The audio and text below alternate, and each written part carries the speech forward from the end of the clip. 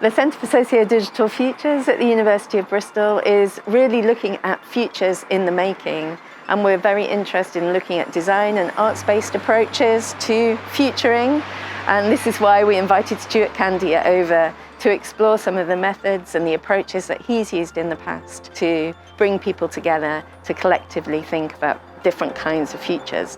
There's a really vibrant conversation going on here and a vibrant research agenda around these things academically. But part of what I think we are all interested in is how that academic kind of research can be extended and complemented by doing something that's a bit more artistic, overtly creative, and accessible to anyone. So an immersive futures jam is a high-speed effort to create immersive scenarios of possible futures.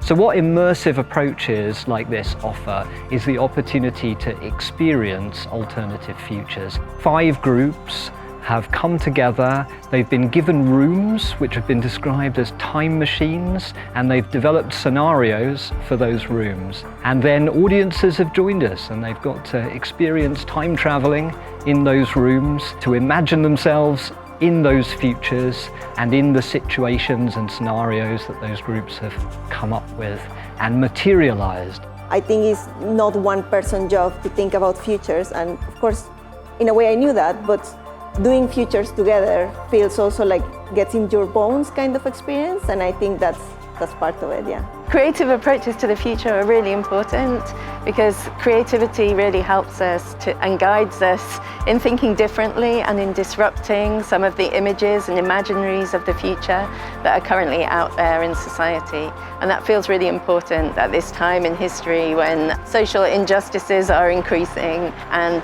it seems like only certain people are allowed to think about the future. These things don't have to be done by, edgy people in edgy settings. They can be done by governments, they can be done by school children, they can be done by communities that want to reimagine in different ways. And I think what I've really taken from this is that we shouldn't put boundaries on who can engage and play in the ways that we have played this weekend.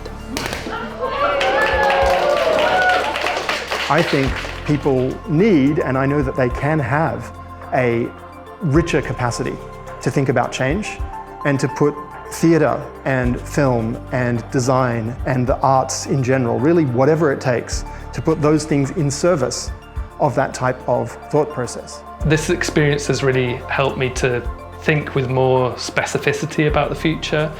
What would Bristol look like in 2054? And, trying to bring that experience to life for people now. I feel like what would be really beautiful is to be able to do a process like this and really open it up to the city and invite people in from different communities to see how they respond to these visions.